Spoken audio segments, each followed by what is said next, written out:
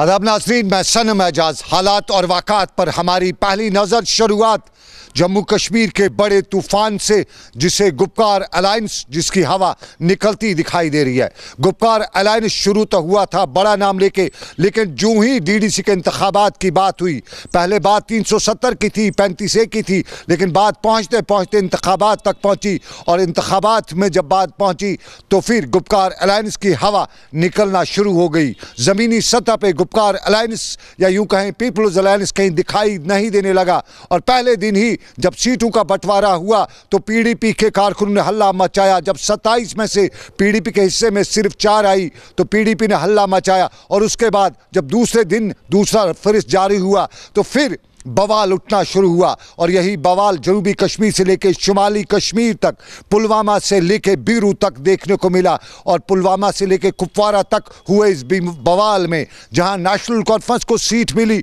तो पीडीपी ने भी गुपकार अलायंस को एक तरफ रखते हुए डमी कैंडिडेट्स को उठाना शुरू कर दिया। कुछ जगहों पर बराह रास्त उम्मीदवार आए और तेज शाम गए हमारे पास खबर यही पहुंची कि नज़ीर अहमद खान, जो पीडीपी के बड़े नामों में शामिल होते हैं, गुपकार अलायंस को एक तरफ रखते हुए न सिर्फ उम्मीदवार को खड़ा किया बल्कि खुद भी बतौर आज़ाद उम्मीदवार मैदान में उतरे। परसों ही बात हुई थी गुपकार अलायंस पर। बताया जाता था कि महबूबा मुफ्ती के खास मुजफ्फर हुसैन बेग भी सीट के बंटवारे को लेकर पार्टी से नाराज हुए थे, और कुछ ने यह भी कहा था कि उन्हें अपने इलाके की सीट ना मिली थी, उन्होंने उसको लेकर पीडीपी छोड़ी थी। और इस सारे के बीच में आज नज़ीर अहमद खान ने भी अलहदा उम्मीदवार, इंडिपेंडेंट उम्मीदवार न सिर्फ खड़ा किया बल्कि खुद खड़ा हुए। साफ जाहिर है गुपकार अलायंस ज़मीनी सतह पे दिखाई नहीं दे रहे थे। हर जगह से हम नॉर्थ कश्मीर के कई कॉन्स्टिट्यूंसीज में आज थे और हमने वहां पे देखा कि फॉर्म भरते हुए पीडीपी का जहां सीट शेयरिंग में हिस्सा मिला था,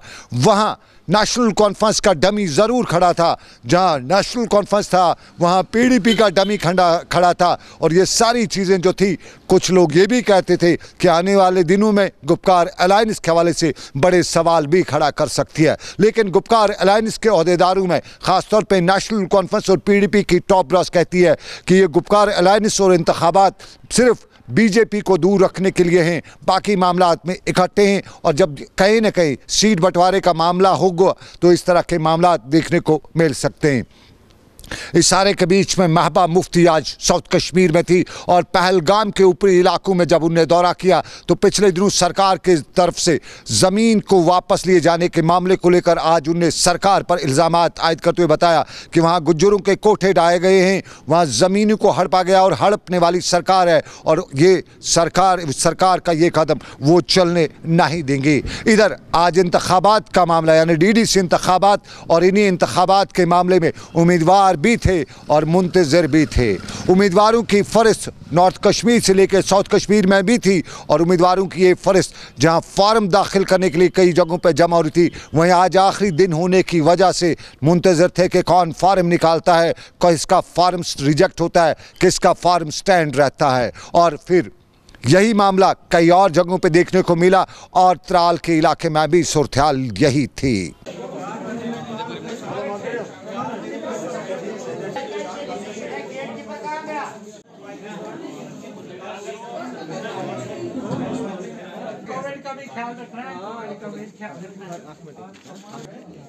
ठीक है, अच्छा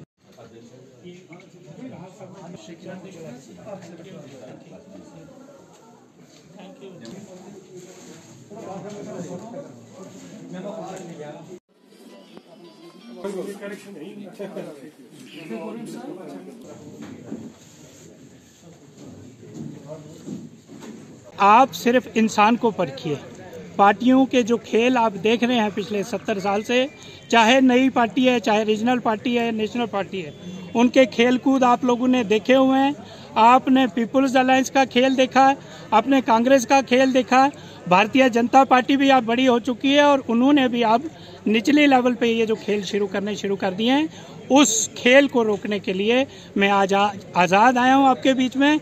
अपने इलाके की जनता से, अपने इलाके के भाई बहनों से गुजारिश करूँगा कि वो सच का साथ दें, इंसानियत का साथ दें, एजुकेशन का साथ दें, क्योंकि डिस्ट्रिक्ट में जो आपका बंदा जाना है, पहले भी ऐसी गलतियां आप लोगों से हो चुकी हैं कि आप लोगों ने पार्टिसिपेट नहीं किया और ना है अनपढ़ लोग बीच में आके वो आज कुर्सियों पे बैठे हैं। मैं तो यही गुजारिश करूंगा, डिस्ट्रिक्ट में अगर आपने कोई बंदे को रिप्रेजेंटेटिव को भेजना है, वो एजुकेशन के बेसिस पे उसको भेजो, उसकी नॉलेज के हिसाब से भेजो, उसकी कैपेबिलिटी के हिसाब से भेजो, उसकी इंटेलिजेंस से भेजो।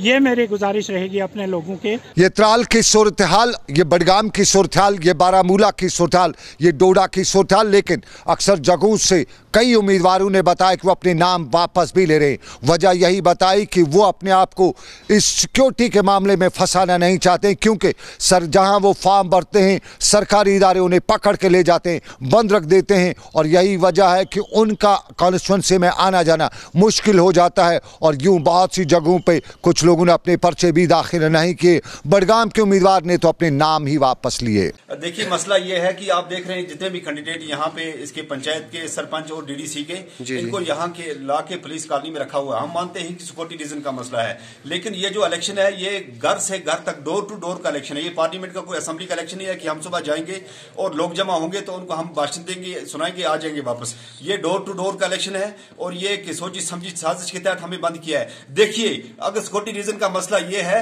कि हालात खराब हैं, मैं कहता हूं कि अगर 5 सरपंच को मारने से जम्मू कश्मीर का मसला हल हो जाता है तो हम सारा मरने के लिए तैयार हैं। अगर हमें मारने से मसला हल नहीं होता तो जो लोग कहते हैं कि अस्करी वजह कि हमें डर है उनके मारने का, हम आवाम के लिए निकले हैं, ना कि जम्मू कश्मीर पाकिस्तान का मसला हल और हिंदुस्तान का मसला हल करने के लिए निकले हैं। हम छोटे मसाइल हैं जिनकी वजह से आवाम परेशान है, वो मसाइल हल करने के लिए निकले हैं। हम कोई बड़ा ये पॉलिटिकल इशू लेकर नहीं निकले और हम कोई किसी किस्म का कोई खतरा नहीं है। अगर ऐसी कोई बात है तो गवर्नमेंट उसके लिए कोई मुतबादिल इंतजाम करे। यहाँ आज 3 दिन से हमें बंद रखा हुआ है, हमें लोगों के साथ बात करनी है, हमें लोगों के साथ मिलना जुलना है। खुदा के लिए हमें बताएं, हमें इलेक्शन ग्राउंड पे लड़ना है या इन दीवारों से लड़ना है आगे? बडगाम के उम्मीदवार ने पर्चा तो भरा नहीं, नाम ही वापस लिया। बोला अब तौबा तौबा, कभी इंतखाबात का नाम नहीं लूंगा। लेकिन बांडीपोरा के उम्मीदवारों की शिकायत कि उन्हें बांडीपोरा से सिक्योरिटी के नाम पे उठा के सफापुर के पुलिस हेडक्वार्टर में बंद रखा गया है, जिसकी वजह से न अपने इलाके में जा सकते, न अपने वोटर के पास पहुंच सकते। और बताया, इल्ज़ाम यही लगाया जा रहा था कि खसूसन एक टर्म पार्टी है जिसके साथ कुछ नहीं किया जाता है। उनके उम्मीदवारों को सिक्योरिटी दी जाती है, उनके उम्मीदवारों को हर तरह की सहूलियत मुहैया की जाती है, लेकिन दूसरी जमातों के साथ इस तरह का सलूक किया जाता है ताकि वो अपने लोगों में, अपने वोटरों में जा ना सकें। मैं गंजवान ऐसे कर रहा हूँ जी, मैं डीडीसी के लिए कंटेस्ट कर रहा हूँ, लेकिन एक चीज़ समझ से बाहर है कि हम यहाँ पे आए हैं इलेक्शन लड़ने के लिए और हमें यहाँ रखा है इस रीज़न से कि हमें थ्रेट है। अगर हमें सिक्योरिटी रीज़न के लिए यहाँ रखा है और इस रीज़न से रखा है कि यहाँ पे थ्रेट है, तो फिर इलेक्शन होना ही नहीं चाहिए था। अगर इतनी बड़ी थ्रेट है तो इलेक्शन होना ही नहीं चाहिए। अब अगर हमें यहाँ रखा है तो हमने जो तारुफ करवाना है लोगों के साथ, तो क्या गवर्नमेंट खुद जाके तारुफ करवाएगी? क्या गवर्नमेंट हमारा प्रचार खुद जाके करेगी? अगर गवर्नमेंट